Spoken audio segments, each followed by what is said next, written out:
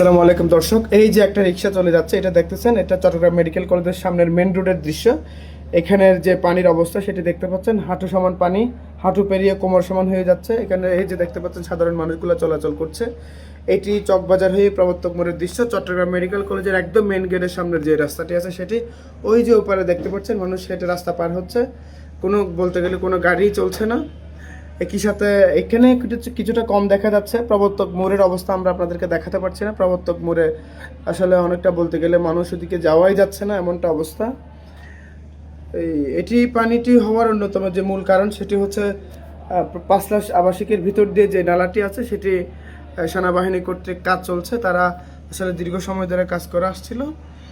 নালাটি একদম বন্ধ থাকায় নালার সমস্ত পানি এখন রাস্তার উপর উঠে আসছে।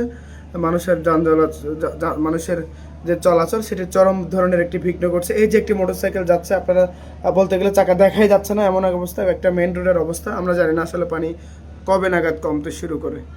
এই হচ্ছে আমাদের অবস্থা।